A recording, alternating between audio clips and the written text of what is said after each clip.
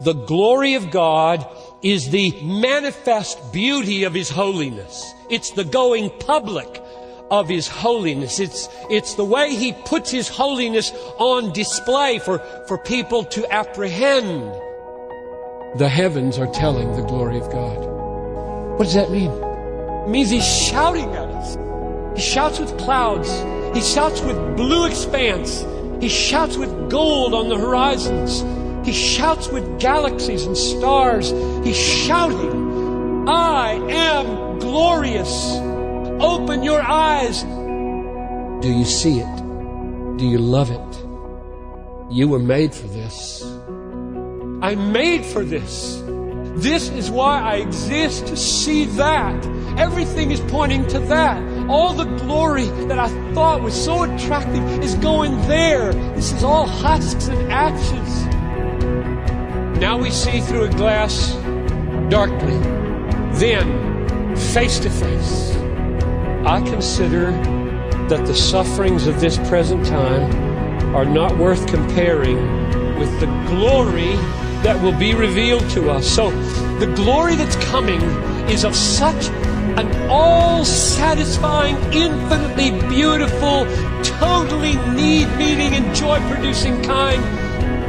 80 years of pain will be as nothing.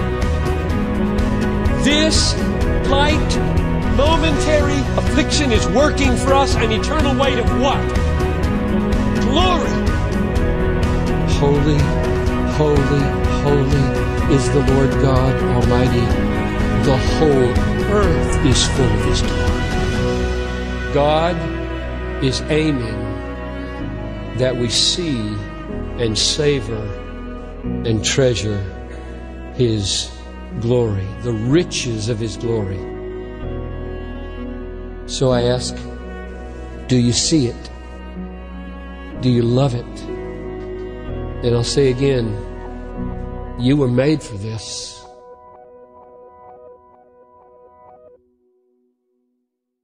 Thank you, Lord. Thank you, Jesus.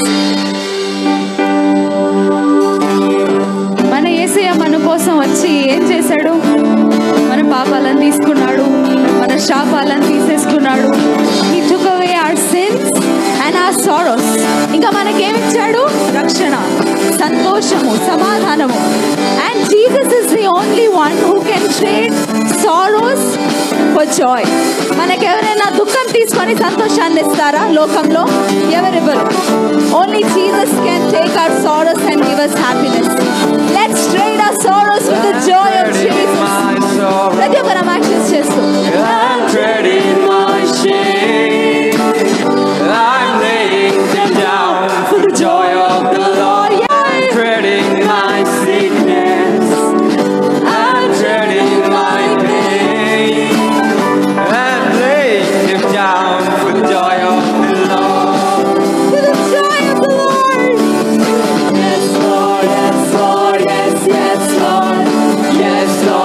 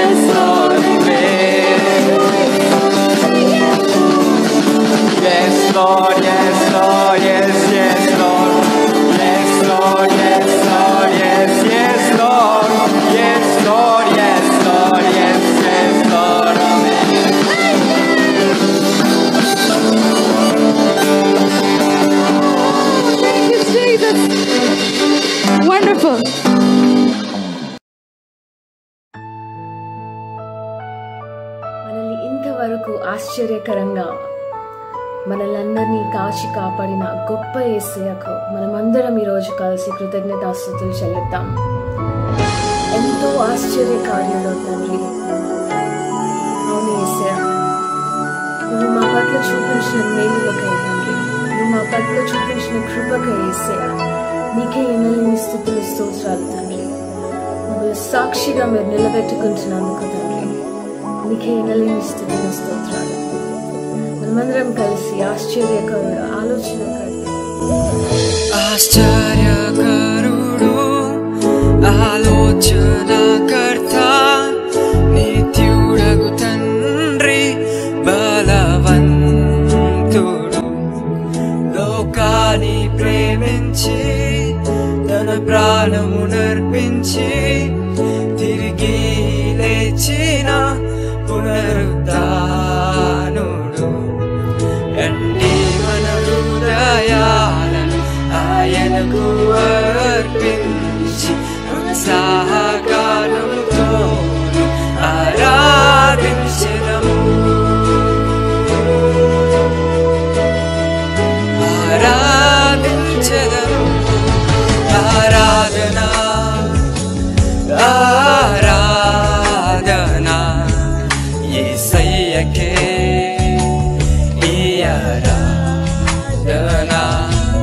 పరిశుద్ధుడు పరిశుద్ధుడు మన దేవుడు అతి శ్రేష్ఠుడు. రాజులకే రాజు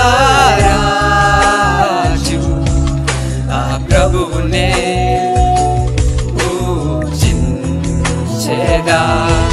హల్లెలూయా హల్లెలూయా హల్లెలూయా హల్లెలూయా.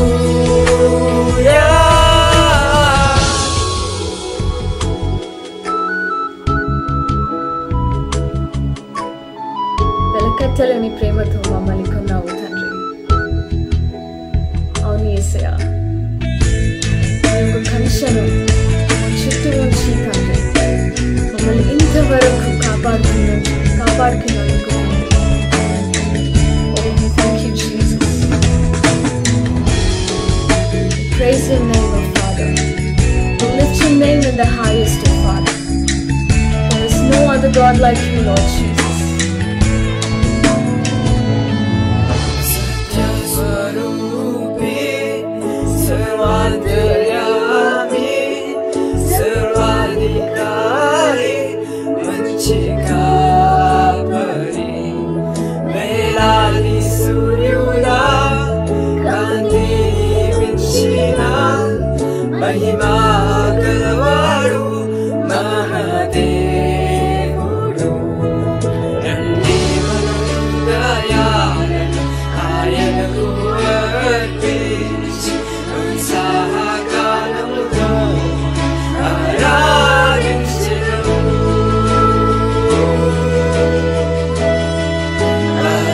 Aradinchinu. Aradana, Aradana, Yesayyake,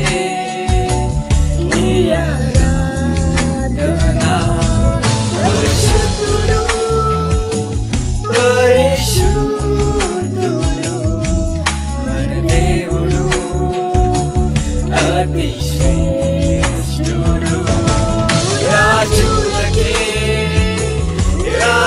రాజు ఆ ప్రభువునే పూజించెదా.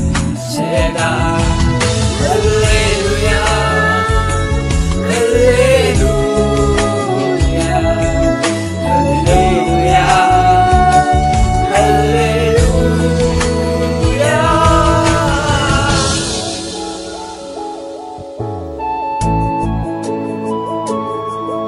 Thank you, Jesus. Thank you, Lord. All praises to you, Master.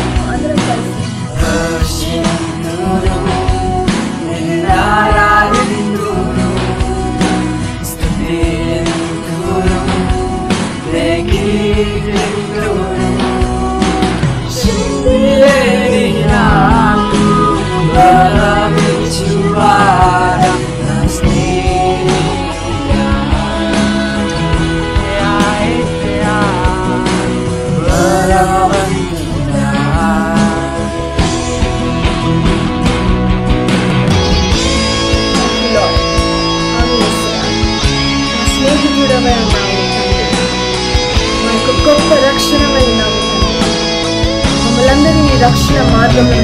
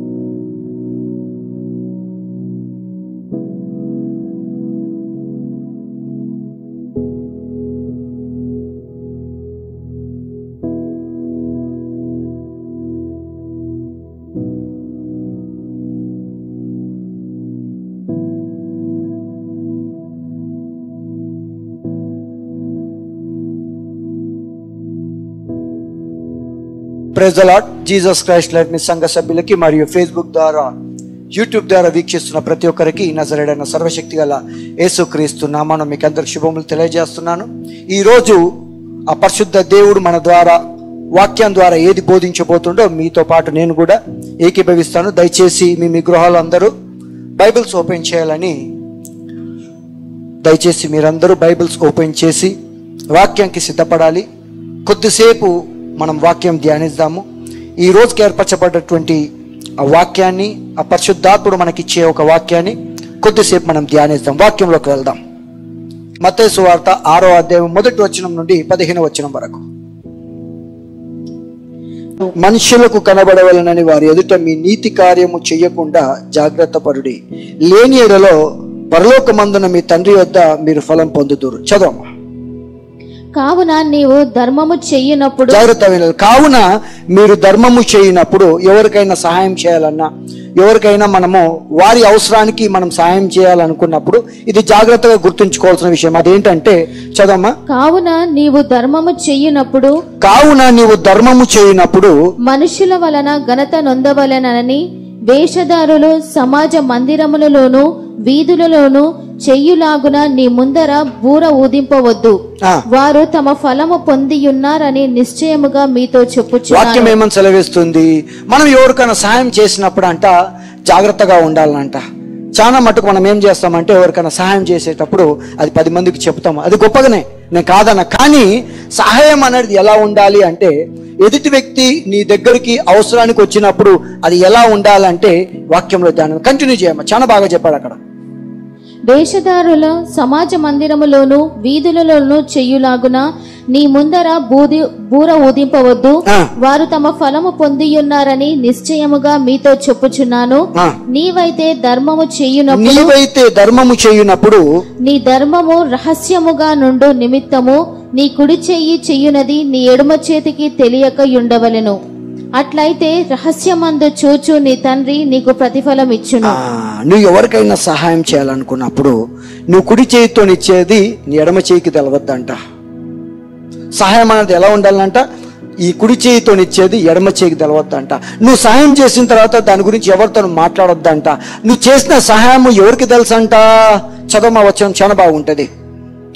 అట్లయితే రహస్యమందు చూచు నీ తండ్రి నీకు ప్రతిఫలం ఇచ్చును. నువ్వు చేసే సహాయము ఎవరు చూసుంటారు? ఎవరికి తెలుసుంటది? దేవుడికి తెలుసుంటది. కాబట్టి నువ్వు రహస్యమందు ఏ సహాయం అయితే నువ్వు చేస్తావో, వాక్యానుకూలంగా మాట్లాడుతున్నాను, వాక్యానుసారంగా మాట్లాడుతున్నాను. మనం సహాయం చేయనప్పుడు అంట ఎవరికి ఇండైరెక్ట్ గా ఏమని అక్కడ సెలవిస్తుందంటే ఎవరికి మనము చెప్పొద్దు.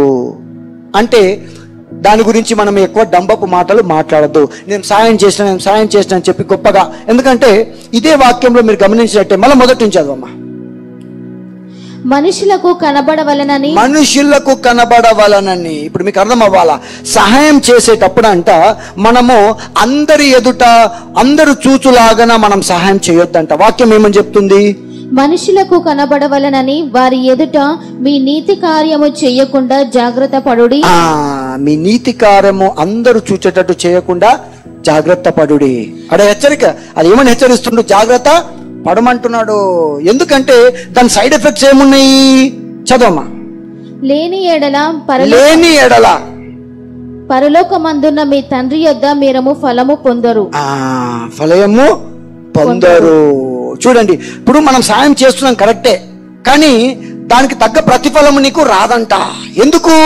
నువ్వు ఆ సహాయం అనేది నువ్వు గొప్ప గురించి, నీ గురించి అందరు తెలుసుకోవాలని మనం వేరే ఆలోచన చేస్తున్నాం. కాబట్టి ఆ చేసిన సహాయానికి మనకి దానికి రావాల్సిన మెప్పు, ఘనత రాదంట. వాక్యం చెప్తుంది. చదవం, కంటిన్యూ చేయి.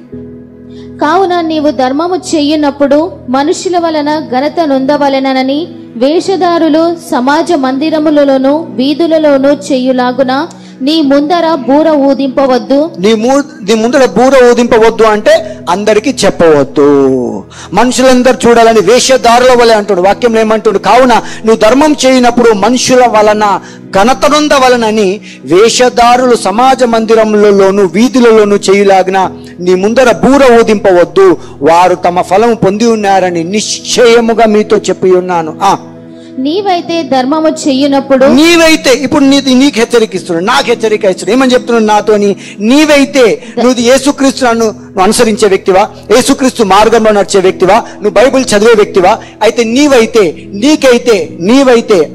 నీవైతే ధర్మము చెయ్యునప్పుడు నీ ధర్మము రహస్యముగా నుండు నిమిత్తమును. నీ రహస్యముగా చూడు, నీ ధర్మము రహస్యముగా నుండు నిమిత్తము. నీ కుడి చెయ్యి చెయ్యునది నీ ఎడమ చేతికి తెలియక ఉండవలెను. అట్లయితే రహస్యమందు చూచు నీ తండ్రి నీకు ప్రతిఫలం ఇచ్చును. మరియు మీరు ప్రార్థన చేయనప్పుడు జాగ్రత్త. మొదట ఏమంటున్నాడు? మనం సహాయం చేయనప్పుడు జాగ్రత్తగా ఉండాలనంట. అందరికి చెప్పొద్దు అంటున్నాడు. ఎందుకంటే రహస్యమందు చూచు తండ్రి ఆయన ఫలం ఇస్తాడంట. అంటే నువ్వు చేసే సహాయం ఉండాలని వాక్యం చెప్తుంది. రహస్యముగా ఉండాలి. చేసిన సహాయం రహస్యంగా ఎప్పుడైతే ఉంటుందో దానికి ప్రతిఫలం ఎవరిస్తారంట?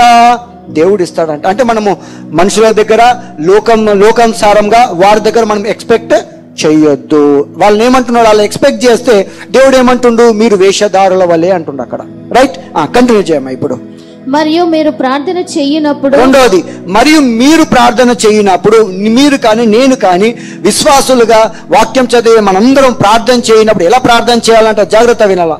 మరియు మీరు ప్రార్థన చెయ్యినప్పుడు వేషధారుల వలె ఉండవద్దు, మనుషులకు కనబడవలెనని సమాజ మందిరములలోను వీధుల మూలలలోను నిలిచి ప్రార్థన చేయుట వారికి ఇష్టము. వారు తమ ఫలము పొందియున్నారని నిశ్చయముగా మీతో చెప్పుచున్నారు. దేవుడు ఏమంటున్నాడు? ప్రార్థన చేయాలనుకున్నావా? ప్రార్థన అంటే ఏంటి? దేవునితో మాట్లాడట. నువ్వు ప్రార్థన చేసేటప్పుడు అంట నువ్వు రహస్యంగా ప్రార్థన చేయమంటున్నాడు దేవుడు. నువ్వు అందరూ ఎదుట ప్రార్థన చేయొద్దంట. ఏమంటున్నాడు? మళ్ళీ చదువు అది. మరియు మీరు ప్రార్థన చేయనప్పుడు వేషధారుల వలె ఉండవద్దు. మొదట ఏమన్నాడు? నువ్వు సహాయం చేసేటప్పుడు ఇతరులకు తెలిసేటట్టు చేయొద్దు. ఒకరు తెలిసేటట్టు చేస్తే అందరి ఎదుటే నువ్వు ఘనత పొందాలని చేస్తేనంట మనల్ని ఏమంటున్నాడు? వేషధారుల వలె అన్నాడు. మళ్ళీ రెండోది ఏమంటున్నాడు? ప్రార్థన చేయనప్పుడు. ఇది రెండో పాయింట్. మరియు మీరు ప్రార్థన చెయ్యినప్పుడు వేషధారుల వలె ఉండవద్దు, మనుషులకు కనబడవలెనని సమాజ మందిరములోను వీధుల మూలలలోను నిలిచి ప్రార్థన చేయుట వారికి ఇష్టము. ఎవరికి ఇష్టం అంట? అందరూ చూడాలి అని అనుకొని వీధులలో ప్రార్థన చేస్తాడు, వాళ్ళకి ఇష్టం అంట. కానీ ప్రార్థన దేవునికి అనుకూలం కాదంట. చూడండి ప్రార్థన. వారు తమ ఫలము పొంది ఉన్నారని నిశ్చయముగా మీతో చెప్పుచున్నాను. నీవు ప్రార్థన చేయనప్పుడు నీ గదిలోనికి వెళ్ళి తలుపు వేసి రహస్యమందున్న నీ తండ్రికి ప్రార్థన చెయ్యుము. ఎలా ప్రార్థన చేయాలంట? నువ్వు ఆ గదిలోకి వెళ్ళి నువ్వు ఆ గొల్ల మీద వేసుకొని ఆ తలుపులు వేసుకొని నువ్వు రహస్యమందున్న తండ్రితో నువ్వు మాట్లాడాలంట. ప్రార్థన అంటే దేవునితోని మాట్లాడుట. చూడండి వాక్యం ఎంత క్లియర్ గా చెప్తుందో. ఒకవేళ మనం ఈ లోకానుసారంగా ఉంటే దేవుడు ఏమంటుండు? వాక్యానుసారంగా వేషధారుల వేరే మీరు ఉండడానికి వీలు లేదు. ఒకవేళ మీరు అలా ఉంటే మనకు దేవుని దగ్గర నుంచి రావాల్సినటువంటి ప్రతిఫలము, ఆ ఫలము రాదంట. ఒకవేళ దేవుని దగ్గర నుంచి నువ్వు చేసే సహాయంకి, నువ్వు చేసే నీతి క్రియలకి నీకు ఫలము రావాలనుకుంటే ఎలా ఉండాలంట? మనము నువ్వు చేసే సహాయం అంట ఎవరికి తెలియదంట. ఆఖరికి ఈ చెయ్యి ఇచ్చేది ఈ చెయ్యికి తెలియద్దంట. నువ్వు ప్రార్థన చేయనప్పుడు అంట రహస్యమందు చూచు నీ తండ్రికే తెలుసులాగా ఏమంట డోర్ వేసుకొని ఆ గదిలోకి వెళ్ళి నువ్వు రహస్యంగా ప్రార్థన చేయాలంట. చదువు కంటిన్యూ చేయి. నీవు ప్రార్థన చేయనప్పుడు నీ గదిలోనికి వెళ్ళి తలుపులు వేసి రహస్యమందున్న నీ తండ్రికి ప్రార్థన చెయ్యుము. అప్పుడు రహస్యమందు చూచు నీ తండ్రి నీకు ప్రతిఫలం ఇచ్చును. మరియు మీరు ప్రార్థన చేయనప్పుడు అన్యజనుల వలె వ్యర్థమైన మాటలు వచింపవద్దు. మూడవది ఇది. మొదట ఏమన్నాడు? నువ్వు సహాయం ఎలా చేయాలనేది నేర్పించిండు. రెండోది ఏమంటుండు? వాక్యానుసారంగా మనం ప్రార్థన చేయనప్పుడు ఎలా గదిలోకి వెళ్ళి ఆ తలుపులు వేసుకొని మనం ప్రార్థన చేయమన్నాడు. మూడోది ఏమంటున్నాడు? నువ్వు ప్రార్థన చేయనప్పుడు నువ్వు ఏది పడితే అది మాట్లాడడానికి వీలు లేదంట. మరియు మీరు ప్రార్థన చేయనప్పుడు అన్యజనుల వలె వ్యర్థమైన మాటలు వచింపవద్దు. నువ్వు ప్రార్థన చేసేటప్పుడు వ్యర్థమైన మాటలు అంటే ఏది ప్రార్థన చేయాలా అనేది నీకు తెలవాలంటే నువ్వు వాక్యం చదవాలి. నీకు ఈ వాక్యం తెలిస్తే నువ్వు దేవుణ్ణి ఏం అడగాల, ఎలా ప్రార్థన చేయాలనేది తెలుస్తుంది. ఒకవేళ ఈ వాక్యం చదివే వ్యక్తివి నువ్వు కాకపోతే నీకు ప్రార్థన ఎలా చేయాలో తెలియదు. నువ్వు లోకానుసారంగా ప్రార్థన చేస్తే దేవుడు ఏమంటున్నాడు? మరియు మీరు ప్రార్థన చేయనప్పుడు అన్యజనుల వల్ల వ్యర్థమైన మాటలు వచింపవద్దు. చూడండి, వ్యర్థమైన మాటలు అంటున్నాడు. ప్రార్థన ఎలా చేయాలంట? జాగ్రత్తగా గమనించాలి. ఈరోజు దేవుడు మనకి పరిశుద్ధాత్ముడు ఎలా సహాయం చేయాలని నేర్పిస్తున్నాడు. మొదటిది. రెండోది ఏం నేర్పిస్తున్నాడు మనకి? మనం ప్రార్థన చేయనప్పుడు ఆ గదిలోకి వెళ్ళి ఆ తలుపులు వేసుకొని రహస్యమందు చూచి తండ్రికి మాత్రమే తెలుస్తాడు ప్రార్థన చేయడం. మూడోది ఏమంటున్నాడమ్మా? మరియు మీరు ప్రార్థన చేయనప్పుడు అన్యజనుల వలె వ్యర్థమైన మాటలు వచింపవద్దు. విస్తరించి మాటలాడుట వలన తమ మనవి వినబడునని వారు తలంచుచున్నారు. ఏమనుకుంటామంట? ప్రార్థన చేసేటప్పుడు నేను ఎక్కువ ప్రార్థన చేసి ఎక్కువ విషయాలు ప్రార్థన చేస్తానంట. ఏమంటుంది వాక్యం అంటే? వ్యర్థమైన మాటలు వచింపవద్దు. విస్తరించి మాట్లాడుట వలన తమ మనవి అంటే ప్రార్థన, తమ మనవి వినబడునని వారు తలంచుచున్నారు. మీరు వారి వలె ఉండకుండి అంటే ఇక్కడ రెండు భాగాలు చేసింది దేవుడు. ప్రార్థన చేసే వ్యక్తులు ఇద్దరు ఉన్నారు. ఒక వ్యక్తి ప్రార్థన ఎలా ఉండదంట, ఇంకో వ్యక్తి ప్రార్థన ఎలా ఉన్నదంట. ఒక వ్యక్తి ప్రార్థన ఏమో లోకమంతా చూడులాగా వ్యర్థమైన మాటలు మాట్లాడి ప్రార్థన చేస్తారంట. లోకానుసారంగా అందరు చూచులాగా వీధులలో ప్రార్థన చేస్తారు. రెండో వ్యక్తికి ఏమంటున్నాడు? అలా చేయనికి వీలు లేదు. ప్రార్థన చూడండి, ఇది క్రైస్తవంలో ఉన్నటువంటి ప్రతి ఒక్కరు, యేసుక్రీస్తుని ధరించుకున్న ప్రతి ఒక్కరండి. మనం ఎలా ప్రార్థన చేయాలన్నది తెలవాలి. ఇప్పటికీ మనం ఎలా ప్రార్థన చేయాలో తెలవకపోతే మనం వ్యర్థమైన మాటలు మాట్లాడుతున్నట్టు. నేను వాక్యం ఏది చెప్తుందో అదే మీకు బోధిస్తున్నాను. నేను నేను వాక్యంకి బయట ఏది మాట్లాడడం లేదు నేను. ఎందుకంటే ఇప్పటికీ మనం దేవుని దగ్గరికి ఇంకా కొన్ని ఆశీర్వాదాలు పొందుకోలేకపోతున్నామా, కొన్ని మేలులు పొందుకోలేకపోతున్నామా, ఇంకా కొన్ని కార్యములు జరగాల్సినవి అవి జరగడం లేదా, ఆలస్యమవుతున్నదా, మనం సరి చేసుకోవాలా. ఎక్కడున్నది, ఎక్కడ తప్పిపోతున్నాను నేను ప్రార్థన తప్పుతున్నానా, లేకపోతే నేను వాక్యం చదవడం లేదా, దేవుని నుంచి నాకు కనెక్షన్ ఉందా లేదా అనేది మనం సరి చూసుకోవాలా. ఎప్పుడైతే నిరంతరము నువ్వు ప్రార్థన చేసే వ్యక్తివైతే, నిరంతరము నువ్వు బైబిల్ చదివే వ్యక్తివైతే, నీకు ఆటోమేటిక్గా ఆ పరిశుద్ధాత్ముడు యేసయ్యతో నీ కనెక్టివిటీ ఆటోమేటిక్గా అది వచ్చేస్తుంది. అది ఇది రాకపోతే మనం సరి చేసుకోవాలో చూసుకోవాలా. నువ్వు ఎక్కడ ఏది చెక్ చేసుకోవాలన్నా నువ్వు వాక్యాలనే చెక్ చేసుకోవాలా, మన వాక్యాలనే సరి చూసుకోవాలా. చదవమా. మీరు వారి వలె ఉండకుడి, మీరు మీ తండ్రిని అడుగక మునిపే మీకు అక్కరగా నున్నవేవో. 7-8 చదువు. మరియు మీరు ప్రార్థన చేయనప్పుడు అన్యజనుల వలె వ్యర్థమైన మాటలు వచింపవద్దు. విస్తరించి మాటలాడుట వలన తమ మనవి వినబడునని వారు తలంచుచున్నారు. మీరు వారి వలె ఉండకుడి, మీరు మీ తండ్రిని అడగక మునిపే మీకు అక్కరగా నున్నవేవో ఆయనకు తెలియను. ఇది ఎలా తెలుస్తుంది?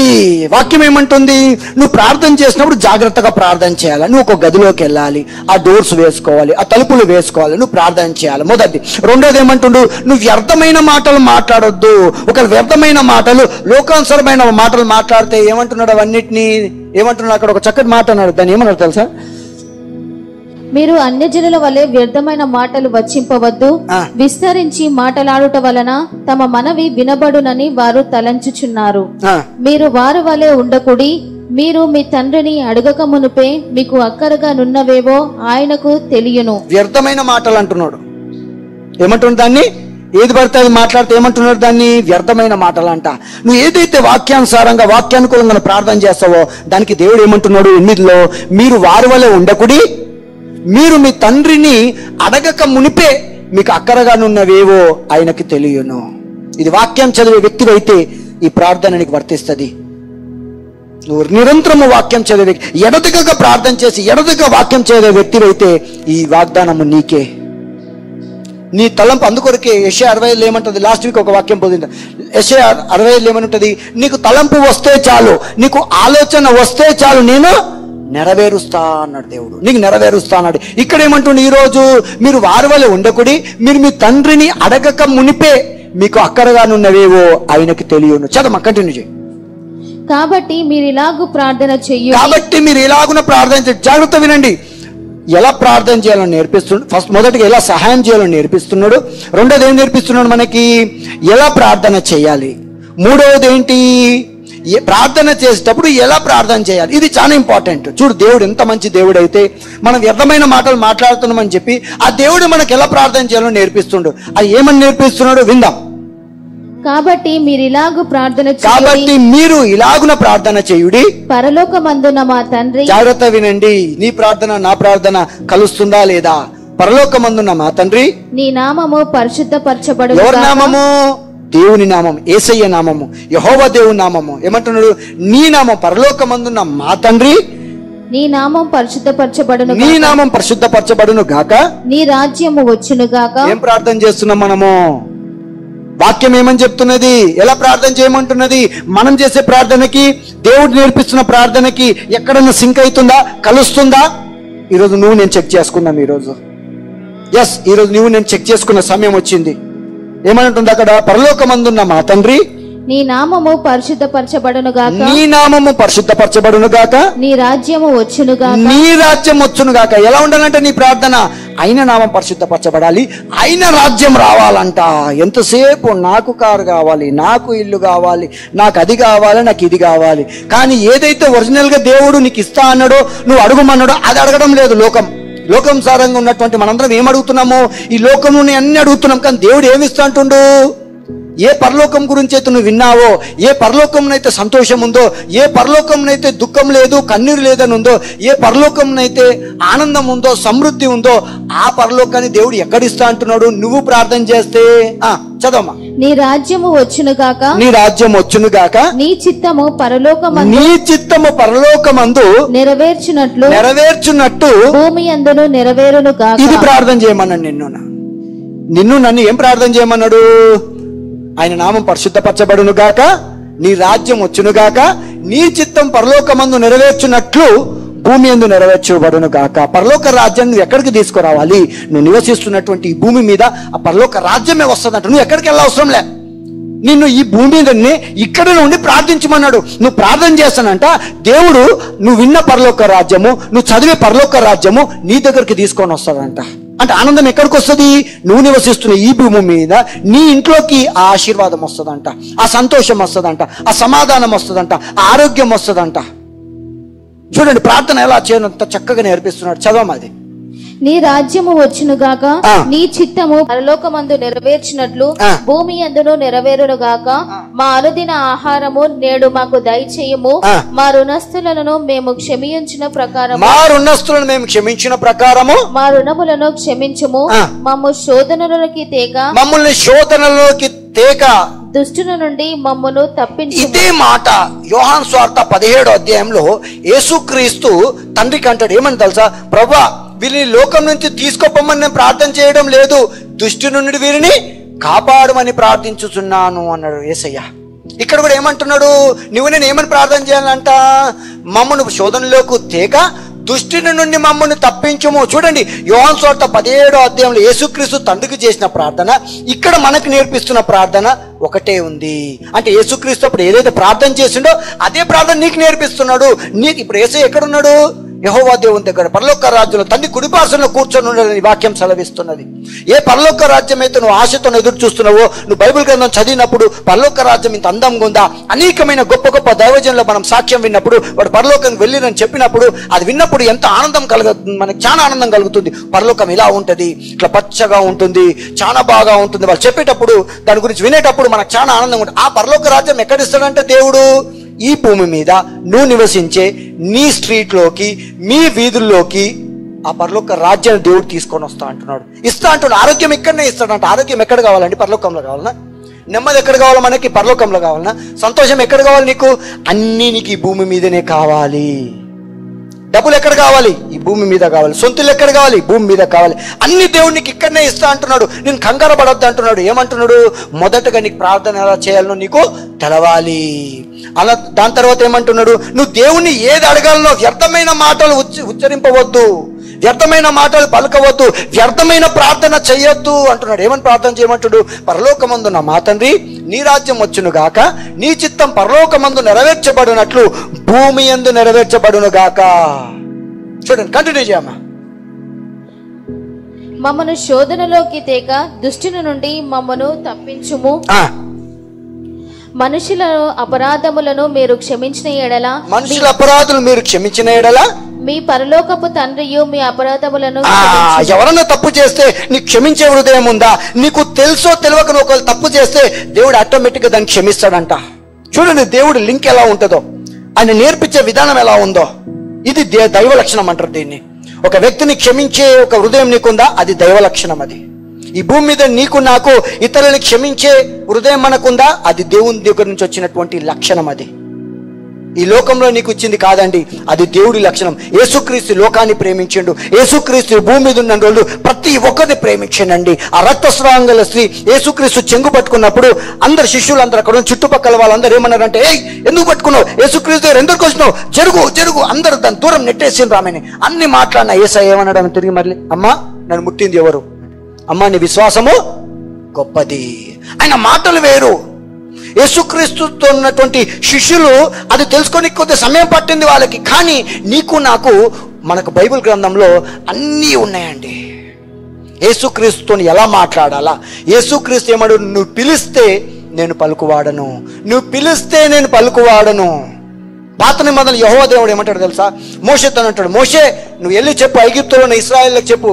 ఎందుకంటే మోషే అడుగుతాడు, అయ్యా నేను ఇశ్రాయేలుకి వెళ్ళినప్పుడు వారు అడుగుతారు నువ్వు ఎవరువు అని అడిగినప్పుడు నేను ఏం చెప్పాలి అంటే వారికి ఏమని చెప్తాడంటే, చెప్పు నేను ఉన్నవాడను అనువాడనై ఉన్నాను అని చెప్పంటాడు. దేవుడు చూడు, యెహోవా దేవుడు తన్ను తాను ఎలా అక్కడ చూపించుకుంటున్నాడు. నేను ఉన్నవాడను అనువాడనై ఉన్నాను అంటే ఆయన నిన్న నేడు నిరంతరం ఉన్న దేవుడు. చూడండి దేవుడి మాటలు ఎలా ఉన్నాయి, మన మాటలు ఎలా ఉంటాయి. మనం ప్రార్థన చేసినప్పుడు ఏం ప్రార్థన చేస్తామో, యేసుక్రీస్తు యోహాను సువార్త 17వ అధ్యాయంలో తండ్రికి ఏమని ప్రార్థన చేసిండు, మళ్ళీ మత్తయి సువార్తలో కూడా అదే ఇచ్చిండు మనకేమని, ఈ లోకం నుంచి దేని నుంచి కాపాడమని ప్రార్థన చేయాలి, నువ్వు దుష్టుని నుండి కాపాడమని ప్రార్థన చేయాలా. ఈ లోకంలో ఉన్న దుష్టత్వం నుండి నిన్ను నువ్వు కాపాడమని దేవుని నువ్వు ప్రార్థన చేయాలా. ఎందుకంటే నీకు ఏమి కావాలనో నీ తండ్రికి అన్నీ తెలుసంటండి. నీకు ఈ భూమి మీద ఇల్లు కావాలి, నీకు భోజనం కావాలి, ఇవన్నీ తండ్రికి తెలుసంట. అలా అని చెప్పి నువ్వు ఎందుకు అడుగుతున్నావు అడగలేదు, అడుగు, తప్పలేదు, అడుగుడి ఇవ్వబడునే, అడగాల, ప్రతిదీ ఒకటి అడగాల, దేవుని అడిగి తీసుకోవాలి. ఎందుకంటే నా నామన్న మీ నన్ను ఏమి అడిగిన నేను చేతున్నాడు, అడుగుట్లో తప్పులేదండి. కానీ ఏమి అడుగుతున్నాం అనేది వాక్యానుసారంగా ఉండాలి, వాక్య అనుకూలంగా ఉండాలి. ఏది పడుతుంది మాట్లాడితే ఏమంటున్నాడు, మనని డంబపు మాటలు అంటున్నాడు. మనకి చూడండి దేవుని దగ్గర ఎలా ఉండాలి నేర్పిస్తున్నాడు మనకి. ఎందుకంటే ఈ రోజులలో కావాల్సింది ప్రార్థనా జీవితం. యేసుక్రీస్తుని ఎరిగిన దేవుడు నువ్వు ఎలా ప్రార్థన చేయాలి ఇంకా మనకు తెలవకపోతే మనల్ని మనం మోసం చేసుకున్నట్టు అయిపోతుంది. నువ్వు నిత్యము బైబిల్ చదివే వ్యక్తి అయితే నీ ప్రార్థన జీవితం మారిపోతుంది, నీ జీవితం మారిపోతుంది. ఎందుకంటే ఆ వాక్యము నీ జీవితాన్ని మార్చేస్తుంది. నువ్వు చదివే వాక్యము, ఆ ధ్యానించే వాక్యము, నువ్వు వినే వాక్యము నీ జీవితాన్ని మార్చేస్తుంది. చదవమ్మా, కంటిన్యూ చేయి. మనుషుల అపరాధములను మీరు క్షమించిన ఎడల మీ పరలోకపు తండ్రియు మీ అపరాధములను క్షమించును. మీరు మనుషుల అపరాధములను క్షమింపకపోయిన ఎడల మీ తండ్రియు మీ అపరాధములను క్షమింపడు. తండ్రులు క్షమింపడు. రైట్. రెండవది చూడండి, క్షమించాలా. నువ్వు ఇతరులను క్షమిస్తే నువ్వు క్షమింపబడతావు. రెండవది రైట్. అదే మత్తయి సువార్త 7వ అధ్యాయము 13-14 వచనం. మత్తయి సువార్త 7వ అధ్యాయము 13-14 వచనం. ఇరుకు ద్వారమున ప్రవేశించుడి. ఇరుకు ద్వారమున వాక్యం జాగ్రత్త వినండి, చదివిన వాక్యం జాగ్రత్తగా వినండి. ఇరుకు ద్వారమున ప్రవేశించుడి. నాశనమునకు పోవు ద్వారము, నాశనమునకు పోవు ద్వారము వెడల్పును, ఆ దారి విశాలమునై, ఆ దారి విశాలమునై ఉంటదంట. చూడండి ఏమంటున్నాడు, విశ్వాసివా నువ్వు ఇరుకులో ప్రవేశించినట్టే. ఎందుకంటే వాక్యం ఏమంటుంది, ఇరుకు ద్వారమున ప్రవేశించుడి, నాశనమునకు పోవు ద్వారము వెడల్పును, ఆ దారి విశాలమునై ఉన్నది. దాని ద్వారా ప్రవేశించువారు అనేకులు. అంటే ఇరుకున పోయే వాళ్ళు తక్కువ ఉన్నారు, విశాలమైన స్థలంలో మార్గాలు పోయేవారు ఎక్కువ ఉన్నారంట. వాక్యం జాగ్రత్త మళ్ళొకసారి ఇందాం, చదవ, మళ్ళొకసారి చదవ. ఇరుకు ద్వారమున ప్రవేశించుడి. ఇరుకు ద్వారమున ప్రవేశించుడి. నాశనమునకు పోవు ద్వారము వెడల్పును, నాశనమునకు పోవు ద్వారము వెడల్పును, ఆ దారి విశాలమునై ఉన్నది. దాని ద్వారా ప్రవేశించువారు అనేకులు. దాని ద్వారా ప్రవేశించువారు అనేకులు. జీవమునకు పోవు ద్వారము ఇరుకును. జీవమునకు పోవు ద్వారము ఇరుకును. ఎందుకమంటారు, మళ్ళా చదవమ్మా, మళ్ళా 13. ఇరుకు ద్వారమున ప్రవేశించు. ఎందుకు ఇరుకు ద్వారాన ప్రవేశించుడు అంటున్నాడు? ఇప్పుడు 14 చదువు. ఎందుకు నిన్ను నన్ను ఇరుకు ద్వారంలో ప్రవేశించమంటున్నాడు? 14. జీవమునకు పోవు ద్వారము, జీవమునకు పోవు ద్వారము ఇరుకును, ఇరుకును, ఆ దారి సంకుచితమునై ఉన్నది. ఆ దారి సంకుచితమునై ఉన్నది. దాని కనుగొనువారు కొందరే. దాని కనుగొనువారు కొందరే. కొందరే. చూడండి వాక్యం ఎలా చెప్తున్నారో. మరి నీవు ఏ మార్గంలో ప్రవేశిస్తున్నావో దేవుడు ఏమంటుండు, ఇరుకులో ప్రవేశించుడు. నువ్వు ఇరుకులో ప్రవేశించు, అది జీవపు మార్గము. ఇరుకుగా ఉంటది కానీ నీ కరెక్ట్ డెస్టినేషన్ కి తీసుకెళ్తుంది నిన్ను. నువ్వు అనుకుంటూ ఇరుక్కుంది, నేను ఇళ్ళ నుంచి వెళ్ళా, ఇక్కడికి వెళ్తా, ఇది విశాలంగా ఉంది, ఇది లోకము, ఇది దేవుడి మార్గము. దేవుడి మార్గము ఒకటే లైన్ ఉంటదండి, ఇరుక్కు ఉంటది, ఒకటే మార్గంలో వెళ్లాల్సి వస్తుంది. కానీ లోకానుకూలంగా లోకానుసారమైనటువంటి మార్గము వెడల్పుగా ఉంటుంది. అనేకమైన చిన్న చిన్న మార్గాలను దాన్ని చూసి నువ్వు ఏమని ఆశపడతావు, అరే ఈ మార్గంలో వెళ్తే అనేకమైన షార్ట్ కట్స్ ఉన్నాయని వెళ్తావు. కానీ అది ఎక్కడికి తీసుకెళ్తుందంట, నిన్ను నాశనానికి తీసుకెళ్తుందంట. ఇరుకు మార్గము ఒకటే రోడ్డు, కరెక్టే. నువ్వు వెళ్ళాలంటే కొద్దిగా ఆలస్యం అవుతుంది. ఆ త్రోవలో వెళ్తే 1 hour వెళ్తావు, ఈ త్రోవలో వెళ్తే 2 hours వెళ్తావు. అయితే దేవుడు ఏమంటుండు, ఈ త్రోవలో వెళ్తే 2 గంటలు వెళ్తావు, కానీ ఆ 2 గంటలు ఏందంట, జీవపు మార్గం అంట. 1 గంటలనే వెళ్ళిపోతావు, 1 hourనే వెళ్ళిపోతావు. దాన్ని ఏమంటున్నాడు, ఇరుకు మార్గము, నాశనం అంటాడు. చదవ, మళ్ళా చదవది 13-14. జాగ్రత్త వినండి, జాగ్రత్త వినండి. ఇరుకు ద్వారమున ప్రవేశించుడి. నాశనమునకు పోవు ద్వారము వెడల్పును, ఆ దారి విశాలమునై ఉన్నది. దాని ద్వారా ప్రవేశించువారు అనేకులు. జీవమునకు పోవు ద్వారము ఇరుకును. జీవముకు పోవు ద్వారము ఇరుకును, ఆ దారి సంకుచితమునై ఉన్నది. దాని కనుగొను వారు కొందరే. దాన్ని కనుగొని వారు కొందరేనంటే ఆ కొందరిలో నీవున్నావా? ఆ సహాయం రహస్యంగా సహాయం చేసే వ్యక్తుల్లో నీవున్నావా? రహస్యంగా నీ గదిలోకి వెళ్ళి తలుపు వేసుకొని ప్రార్థన చేసే వ్యక్తుల్లో, దేవుడు చూచే వ్యక్తుల్లో, దేవుడు మాట్లాడే వ్యక్తుల్లో నీవున్నావా? దేవుడు నిన్ను ప్రశ్నిస్తున్నాడు ఈరోజు, నీవున్నావా? ఏమంటున్నాడు? ఇరుకులో ప్రవేశించుడి. దేవుడు అంటుడు, ఇరుకులో ప్రవేశించుడి. ఎందుకు?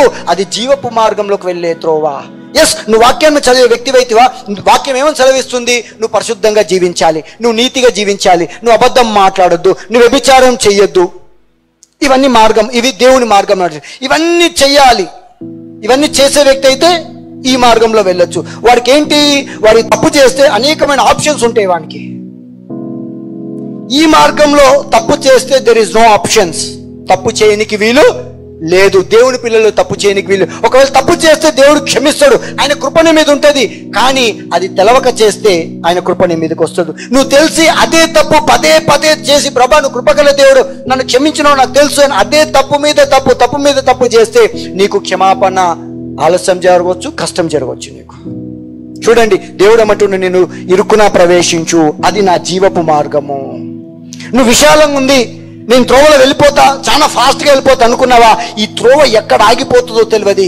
ఆ త్రోవ ఎక్కడ తీసుకెళ్తుందట? నిన్ను నాశనానికి, ఆ త్రోవ మరణానికి తీసుకెళ్తుంది. ఎస్, ఈ లోకానుసారంగా నీకు కానీ నాకు కానీ వినేవారు చూసేవారికి అందరు కానీ అనేకమైన ఆశలు కోరికలు లోకానుసారంగా మనకు ఉంటాయండి.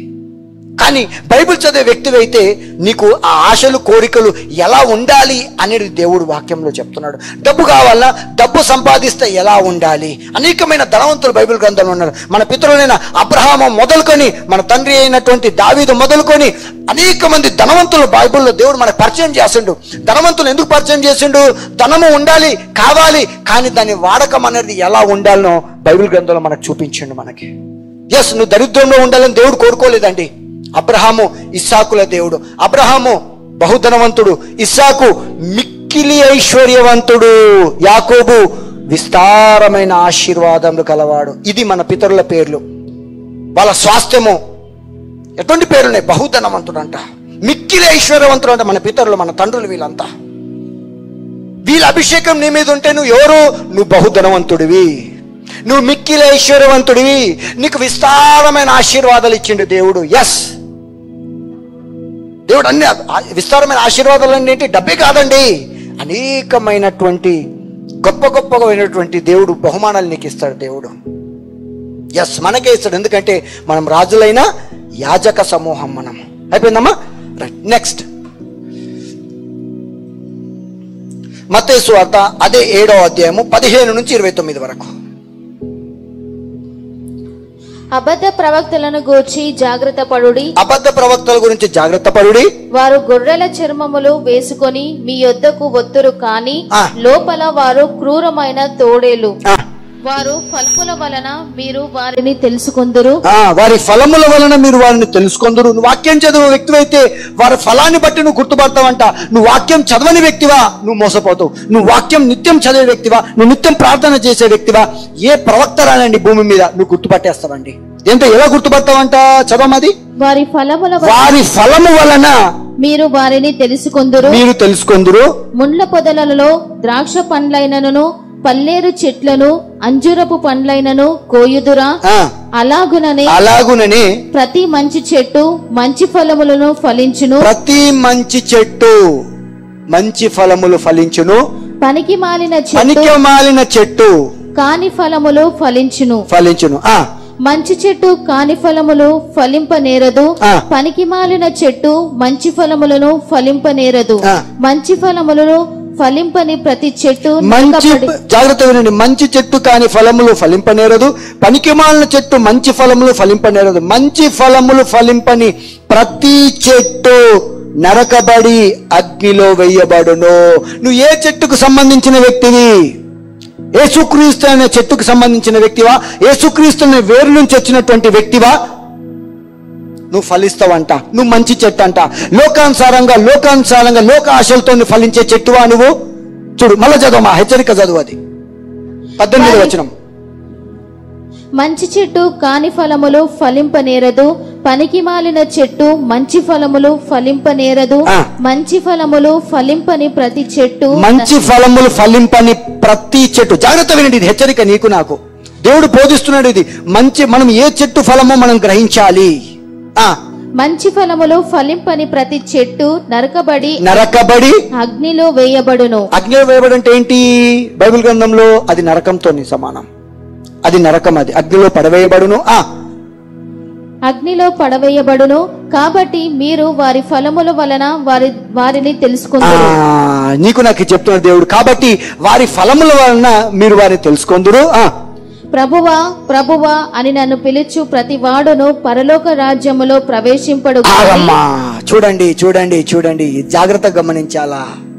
ప్రభువా ప్రభువా అని నన్ను పిలుచు ప్రతి వాడును పరలోక రాజ్యంలో ప్రవేశింపడు గాని పరలోకమందున నా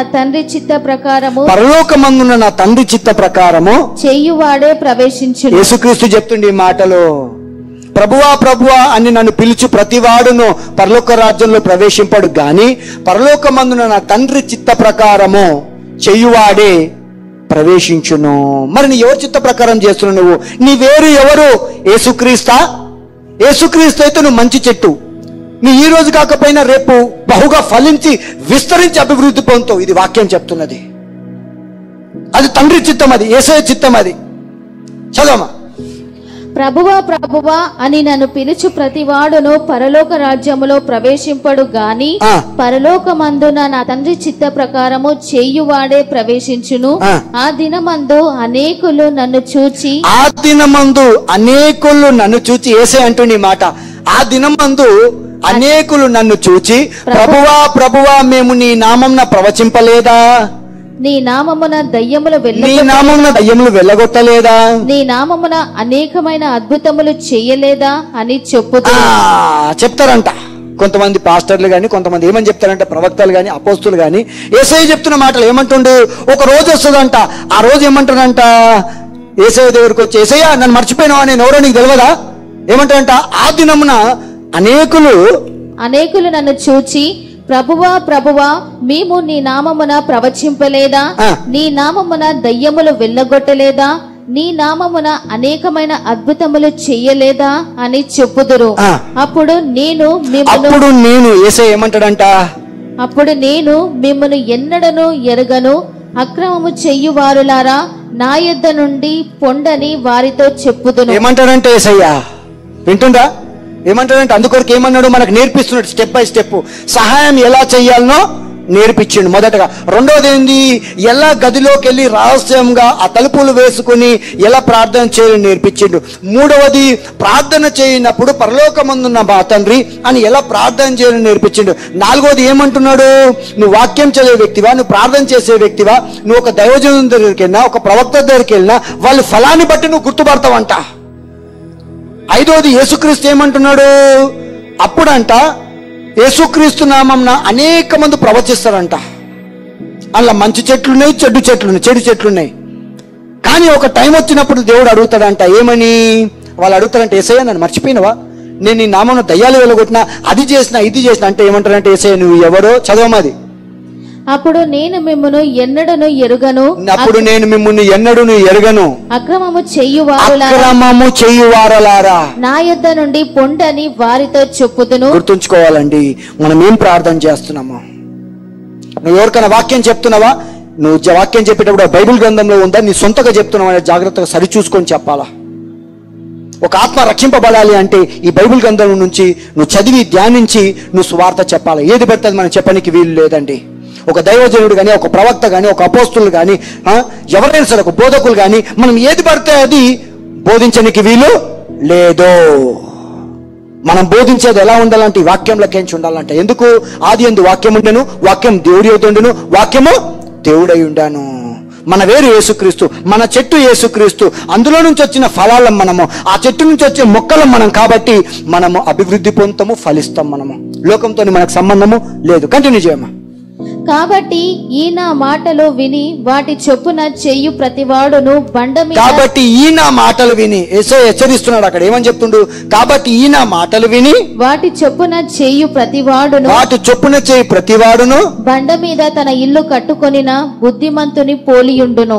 మరి నువ్వు బండ మీద కట్టుకున్నావా, లేకపోతే ఇంకొక ఎగ్జాంపుల్ చెప్తున్నాడు, నీకు నాకు హెచ్చరిక ఇస్తున్నాడు. మరి రైట్.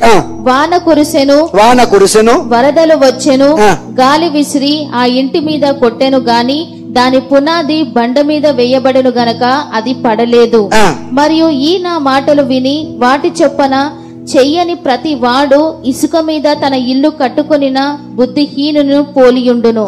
వాన కురిసెను, వరదలు వచ్చెను, గాలి విసిరి ఆ ఇంటి మీద కొట్టెను, అప్పుడు అది కూలబడెను, దాని పాటు గొప్పదని చెప్పెను. చూడండి, దేవుడు ఇక్కడ ఎగ్జాంపుల్ ఇస్తున్నాడు. చదువు, కంటిన్యూ చేసి. యేసు ఈ మాటలు చెప్పి ముగించినప్పుడు జన సమూహములు ఆయన బోధకు ఆశ్చర్యపడుచు. ఎందుకు ఆశ్చర్యపడ్డాడు జన సమూహం అంతా? ఆయన ఉన్నట్టు బోధించిండు. అక్కడ ఒక ప్రవక్త ప్రవచిస్తుండా, ఆ ప్రవచనం ఎక్కడికి నుంచి వచ్చింది సరిచూసుకోమంటున్నాడు. అది మంచి చెట్టా కాదా? ఒకవేళ ఆ ప్రవక్త కరెక్ట్ గా ఒకవేళ ప్రవచిస్తానంట, ఆ ఫలం నీ కంటికి కనిపిస్తుందంట. ఒకవేళ ఆ ఫలం నీ కంటికి కనిపించకపోతే నువ్వు గుర్తుపట్టాలంట. చూడండి, బైబిల్ గ్రంథంలో అన్నున్నాయండి. ఏ ప్రవక్తని గాని, ఏ అపోస్తుల్ని గాని, ఏ దైవజనుని గాని, ఏ సేవకుని గాని మనము అననికి వీలు లేదు. ఒక దైవజనుడు చెప్పిన వాక్యం నీకు నచ్చడం లేదా, ఆ దైవజనుడి వాక్యం నువ్వు చూడకు, తప్పులేదు. కానీ ఆ దైవజనుడి గురించి మాట్లాడే అధికారము ఎవరికీ లేదు. ఆ ప్రవక్తని క్రిటిసైజ్ చేసే అధికారము ఎవరికీ లేదండి. టచ్ నాట్ మై అనాయింటింగ్, నా అభిషక్తిని ఎవరు తాకొద్దు అంటుంది. లేదండి, లేదు. నీకు నచ్చకపోతే మానేసేయి. నీకు వాక్యం వినబుద్ధి అయితే లేదా, మానేసేయి. ఇంకో దైవజనుడు, అనేకమైన గొప్ప గొప్ప దైవజనులు ఉన్నారు భూమి మీద. అనేకమైన ఎవరో ఒక వాక్యం నీకు నచ్చుతుంది. ప్రతి ఒక్కరు దైవజనులు, యేసు క్రీస్తు చేత అభిషేకింపబడిన ప్రతి దైవజనులు బోధించేది ఈ జీవవాక్యమే. ఏ వాక్యమైనా సరే నేను ఆకర్షిస్తుంది, ఏ వాక్యమైనా నేను రక్షలోకి నడిపిస్తుంది. కాబట్టి ఒక దైవజనుడి గురించి మనం క్రిటిసైజ్ చేయొద్దు, ఆ దైవజనుడి గురించి మనం చెడుగా మాట్లాడడానికి వీలు లేదు. నా గురించి ఎవరు మాట్లాడదు, నేను ఎవరి గురించి మాట్లాడే అధికారం నాకు లేదు. నేను వాక్యం బోధించమని దేవుడు నాకు చెప్పాడు, నేను ఈ వాక్యాన్ని బోధిస్తాను. నేను ఈ వాక్యం కూడా ఎలా బోధించాలా? అవునంటే అవును, కాదంటే కాదు, అంతే. అంతకంటే ఎక్కువ మనం బోధించడానికి వీలు లేదు. అయిపోయిందమ్మా, రైట్. కంటిన్యూ. యేసు ఈ మాటలు చెప్పి ముగించినప్పుడు జన సమూహములు ఆయన బోధకు ఆశ్చర్యపడుచుండిరి. ఏలయనగా ఆయన వారి శాస్త్రుల వలె కాక అధికారము గల వాని వలె వారికి బోధించాడు. చూడండి, బోధకుడు ఎలా బోధించాలి, ఒక పాస్టర్ ఎలా బోధించాలంట. ఇది నాకు ఎప్పుడు నచ్చిందండి. నేను ఇది పెట్టి ప్రార్థిస్తాను ఎప్పుడు నేను. ఎందుకంటే యేసుక్రీస్తుని నేను బాగా మెడిటేట్ చేస్తాను. యేసుక్రీస్తు ఎలా వాక్యం బోధించిండు, యేసుక్రీస్తు అద్భుతాలు చేసేటప్పుడు ఎటువంటి ప్రికాషన్స్ తీసుకున్నాడు, శిష్యులను ఎవరెవరు వెంట పెట్టుకున్నారు, యేసుక్రీస్తుతో ఉన్నటువంటి శిష్యులు విశ్వాసుల ఎవరెవరిని ఎలా ఎంచుకున్నాడు జాగ్రత్తగా గమనిస్తాను నేను. ఇప్పటికీ వాక్యం చెప్పి నేను చాలా జాగ్రత్తలు తీసుకుంటాను. ఎందుకంటే వాక్యం ఎలా పడితే అలా ధ్యానించడానికి వీలు లేదు. నువ్వు వాక్యం బోధించే వరం నీకు కావాలన్నా నువ్వు వాక్యాన్ని బాగా ధ్యానించాలా. ఆ పరిశుద్ధాత్మ నీకు సహాయం చేస్తాడు. వాక్యము బోధిస్తే వినాలనేది ఒక అభిషేకం అండి, అది యేసుక్రీస్తుకు ఉంది. ఎందుకంటే యేసుక్రీస్తు వాక్యం బోధించేటప్పుడంట కొన్ని వేల మంది వాక్యం వినేవారంట. కొన్ని గంటలు రోజుల తరబడి వాక్యం వినేవారంట. ప్రతి దైవజనుడు, ప్రతి పాస్టరు ఈ అభిషేకం పొందుకోవాల్సిందే. ఎందుకంటే మనం యేసుక్రీస్తుని పోలి ఉన్నాము, మనం యేసుక్రీస్తు సారూప్యం ఉన్నాము, మనం యేసుక్రీస్తు యొక్క పరిచర్యను బోధిస్తున్నాం. కాబట్టి నీవు బోధించిన వాక్యం కానీ, నేను బోధించిన వాక్యం కానీ ప్రతి ఒక్కరు వినవలసిందే, ప్రతి ఒక్కరు లోబడాల్సిందే. ఎందుకంటే మనం ఈ బైబిల్ గ్రంథం నుంచి వాక్యం చెప్తున్నాం కాబట్టి. అభిషేకం నీతో పాటు వినేవారు కూడా దేవుడు ఇస్తాడండి. అడగాల దేవుడి, ask it shall be given. అడుగుడి ఇవ్వబడును. అడగాల, దేవా నాకు వరం కావాల ప్రభా. యేసయ్య నువ్వు వాక్యం బోధిస్తే గంటలు రోజులతో ఎలా వాక్యం వినేవారు ప్రభా, అభిషేకం నాకు కావాల ప్రభా. నేను వాక్యం బోధించేటప్పుడు అనేక మంది వినాల ప్రభా, ఈ వాక్యానికి ఆకర్షితులు అవ్వాలి ప్రభా, నీ రక్షణ మార్గంలో నడవాలి ప్రభా అనే ఆశ, కోరిక దైవజనుడికి ఉండాలి, ఆ పాస్టర్కి, ఆ సేవకుడికి ఉండాలి, ఆ ప్రవక్తకు ఉండాలి. ఒక ప్రవక్త కానీ, ఒక అపోస్తలుడు కానీ, ఒక వాక్యం బోధించే పాస్టర్ కానీ, వీళ్ళందరూ రకరకాలుగా ఏది బోధించినా అందరూ యేసుక్రీస్తు రక్షణలోకే బోధించాల్సిందే, యేసుక్రీస్తు మార్గంలోకే నడిపించాల్సిందే. రైట్, కన్క్లూజన్ లాస్ట్ ఒకటి చెప్తాను, క్లోజ్. కొలసీలకు రాసిన పత్రిక 3వ అధ్యాయము, కొలసీలకు రాసిన పత్రిక 3వ అధ్యాయము 23 నుంచి 25 వరకు. ప్రభు వలన స్వాస్యమును ప్రతిఫలముగా పొందుదుమని ఎరుగుదురు గనుక, ప్రభు వలన స్వాస్యమును ప్రతిఫలముగా పొందుదుమని ఎరుగుదురు గనక మీరేమి చేసినను అది మనుషుల నిమిత్తము కాక ప్రభు నిమిత్తమని మనస్ఫూర్తిగా చెయ్యుడి. మీరు ప్రభువైన క్రీస్తునకు దాసులై ఉన్నారు. చూడండి ఎంత చక్కగా చెప్తున్నారు. మళ్ళా చదవమ్మా. అది ప్రభు వలన స్వాస్థ్యమును ప్రతిఫలముగా పొందుదుమని ఎరుగుదుము గనుక మీరేమి చేసినను అది మనుషుల నిమిత్తము కాక. అందుకొరకే మొదటి నుంచి మనం బోధిస్తున్నాం స్టెప్ బై స్టెప్. ఎలా ప్రార్థన చేయాలి, ఎలా సహాయం చేయాలి, దేవుళ్ళో ఎలా ఉండాలి, ఒక ప్రవక్త ఫలాన్ని ఎలా గుర్తుపట్టాలి. దేవుడు ఎన్ని హెచ్చరికలు, ఎన్ని సూచనలు మనకు చేస్తున్నాడు. చదవమ్మా. మీరేమి చేసినను అది మనుషుల నిమిత్తము కాక ప్రభు నిమిత్తమని మనస్ఫూర్తిగా చేయుడి. ఇప్పుడు నేను వాక్యం బోధిస్తున్నానా, నేను మనస్ఫూర్తిగా వాక్యం బోధించాలి. నేను వెళ్ళిపోవాలి, నాకు టైం లేదు, ఇలా కాదండి. నువ్వు దేవుని వాక్యం బోధించాలా, నువ్వు మంచి సమయం వాక్యం బోధించడానికి ఇవ్వాలా. నువ్వు వాక్యం చదువుతున్నావా, మంచి సమయం చదవడానికి ఇవ్వాలండి. వాక్యం చెప్తుంది, నా సొంతగా చెప్పడం లేదు. అక్కడ ఏమంటాడు, ప్రభు నిమిత్తము మనస్ఫూర్తిగా చేయుడి. దేవునికి నువ్వు చేసేది నచ్చాలి, ఆకర్షించాలి. దేవుని ఆకర్షించాలి. నువ్వు చేసే ప్రార్థన ధూపము, నువ్వు చేసే స్తుతి ఆరాధన ధూపము, నువ్వు చదివే వాక్యం చదివే ఆ ఒక మంచి సమయము దేవుని ఆకర్షించాలి. వాక్యం చెప్తుంది, చదవమ్మా. అది మళ్ళా 24. మీరేమి చేసినను అది మనుషుల నిమిత్తము కాక ప్రభు నిమిత్తమని మనస్ఫూర్తిగా చెయ్యుడి. మీరు ప్రభువైన క్రీస్తునకు దాసులై ఉన్నారు. అన్యాయము చేసిన వానికి తాను చేసిన అన్యాయము. జాగ్రత్తగా వినండి. మళ్ళా 24. మీకు ఒక పాయింట్ నేర్పిస్తాను ఈరోజు. మీకు ఒక పాయింట్ నేర్పిస్తాను, మీకు ఒక కన్ఫర్మేషన్ మీకు ఇస్తాను మీ అందరికి. నేను చదవం మళ్ళా 24 కలిపి చదువు. మీరేమి చేసినను అది మనుషుల నిమిత్తము కాక, మీరు ఏది చేసినను మనుషు నిమిత్తం కాక ప్రభు నిమిత్తమని మనస్ఫూర్తిగా చెయ్యుడి. రైట్. మీరు ప్రభువైన క్రీస్తునకు దాసులై ఉన్నారు. జాగ్రత్త వినండి. అన్యాయము చేసిన వానికి తాను చేసిన అన్యాయము కొలది మరలా లభించును. పక్షపాతం ఉండదు. నీకు ఎవరైనా అన్యాయం చేసిందా, నువ్వు అని ఏమి అనడానికి వీల్లేదు. దేవుడు ఏమంటుండు, నువ్వు మంచితనంగా ఉన్నావా, నీకు ఎవరైనా అన్యాయం చేసిందా, అన్యాయం చేసిన వారికి తాను చేసిన అన్యాయము కొలది మరలా లభించును. అంటే వాడు ఏ అన్యాయం అయితే నీకు చేసిండో అదే అన్యాయము వానికి జరుగుతుందంట. ఇది నేను అంటున్న మాటలు కాదు, నేను పెడుతున్న శాపాలు కాదండి. దయచేసి ఇది వాక్యంలో యేసుక్రీస్తు నీకు నాకు ఇస్తున్న భరోసా. ఎందుకు ఇస్తుంది భరోసా? నువ్వు నీతిగా నడవాలి, నువ్వు నీతి మార్గంలో నడవాలి, నువ్వు నీతి మాట్లాడాలి, నువ్వు పరిశుద్ధత జీవించాలి. దేవుడు ఇస్తున్నటువంటి సూచనలు మనకివి. అనేక మంది నిన్ను నిందిస్తుంటారు ఈ లోకంలో, అనేక విషయాలు. ఆఫీస్లో కానీ, మీ ఇంటి పక్కల కానీ, చుట్టుపక్కల కానీ, ఏదో విషయం కానీ నువ్వు ఎవరిని అనడానికి వీల్లేదంట. ఒకవేళ వాళ్ళు నువ్వు ఏమి చేయకుండా నువ్వు నిందలు వేశారా, దానికి ప్రతిఫలము ఆయన అనుభవించి తీరుతాడంట. అది దేవుని దగ్గర నుంచి వస్తుందంట. అన్యాయం చేసిన వానికి తాను చేసిన అన్యాయం కొలది మరలా లభించును. దేవుడు ఏమంటుండు, వాడు అన్యాయం చేసిండు కదా, వీళ్ళు వదిలేస్తా అంటలేడు. పక్షపాతం ఉండదు, వానికి నేర్పించి తీరుతాడు. నేను అన్యాయం చేసినా దేవుడు నాకు నేర్పించి తీరుతాడు. నాకు అన్యాయం కావాల్సినటువంటి ఆ లెసన్ ఎలా ఉంటుందో అది దేవుని దగ్గర ఉంటుంది. అది ఎవరైనా సరే, నేను కానీ నువ్వు కానీ తప్పు చేస్తే దేవుడు నేర్పిస్తాడు. అందుకే నేను బయటకు తీసుకొని వస్తాడు. రైట్. ప్రార్థించుకుందాం. నాతో ఏకీభవించండి. ఎవరెవరైతే అనారోగ్యంతో ఉన్నారో మీరు నాతో ఏకీభవించండి. ఆ పరిశుద్ధాత్ముడు మిమ్మల్ని స్వస్థపరుస్తాడు. ఆ యేసయ్య స్వస్థపరుస్తాడండి. రైట్. కళ్ళు మూసుకుంటే ప్రార్థిద్దాం. తండ్రి నజరేయుడైన సర్వశక్తిగల యేసుక్రీస్తు నామమున ప్రభా, నువ్వు గొప్ప దేవుడవు తండ్రి. నీకు అసాధ్యమైంది ఏదీ లేదు ప్రభా. నీకు సమస్తం సాధ్యం ప్రభా. ఆది నీవే, అంతము నీవే, సమస్తం నీవేనే ప్రభా. మా పాస్ట్ ప్రజెంట్ ఫ్యూచర్ నీ కంట్రోల్లో ఉంది. ఏది ఎంత మాత్రమో మాకు హాని చేయదు ప్రభా. మా పక్కన 1000 మంది పడిను, మా కుడి పక్కన 10,000 మంది కూలిను, అపాయం మా యొద్దకు రాదని సెలవిసిన గొప్ప దేవుడా, ఈ రోజు వాక్యాన్ని పరిశుద్ధాత్ముడా నువ్వు మాకు మంచి వాక్యాన్ని బోధించిన ప్రభా. జీవపు మాటలు మాకు చెప్పి ప్రభా, మా ఆత్మని జీవింప చేసినందుకు వందనాలు చెల్లిస్తున్నాం ప్రభా. ఎలా ప్రార్థన చేయాలి, ఎలా సహాయం చేయాలి ప్రభా, మంచి ఫలాన్ని ఎలా గుర్తుపట్టాలి ప్రభా, చెడు చెట్టుని ఎలా గుర్తుపట్టాలి ప్రభా, మాకు నేర్పించిన విధానం బట్టి వందనాలు ప్రభా. నీ ఇరుకులో ప్రవేశించమన్నావు తండ్రి. ఎందుకంటే ప్రభా, ఇరుకు మార్గము జీవ మార్గం మాకు సెలవిచ్చిన ప్రభా. ఆ మార్గంలో మాకు ఆలస్యం జరుగుతుంది ప్రభా. ఆ మార్గంలో మాకు అనేకమైన ఇబ్బందులు కలుగుతాయి. కానీ నువ్వు ప్రభా ధైర్యాన్ని ఇచ్చి వాడవు నువ్వే, బలాన్ని ఇచ్చివాడవు నువ్వే, శక్తిని ఇచ్చివాడవు నువ్వే, ఓర్పును సహనంను కూడా ఇచ్చివాడవు నువ్వే ప్రభా. నాతో ఏకీభవిస్తున్న ప్రతి ఒక్కరిని ప్రభా, ప్రపంచవ్యాప్తంగా ఎవరెవరైతే ప్రభా ఈ ఫేస్బుక్ ద్వారా, యూట్యూబ్ ద్వారా వీక్షిస్తున్నారో వారందరిని అభిషేకించు, ఆశీర్వదించు. ఎవరైతే అనారోగ్యంతో బాధపడుతున్నారో ప్రభా, స్వస్థపరచువాడవు నువ్వే, సమృద్ధినిచ్చువాడవు నువ్వే. యెహోవా రాఫా, యెహోవా ఈరే, సమృద్ధి వచ్చును గాక, యేసు నామమున గొప్ప మేలును కలుగును గాక. ప్రతి ఒక్కరిని దర్శించు ప్రభా, అనారోగ్యంతో ప్రతి ఒక్కరిని ముట్టి స్వస్థపరచు. తల నుంచి అరికాల వరకు నజరేసు క్రీస్తు నామమున సంపూర్ణ స్వస్థత ప్రవచిస్తున్నాను, ఆరోగ్యాన్ని ప్రవచిస్తున్నాను, మేలులను ప్రవచిస్తున్నాను ప్రభా. గొప్ప మేలులు జరుగును గాక, యేసు నామమున ప్రార్థిస్తున్నాను తండ్రి, ఆమేన్.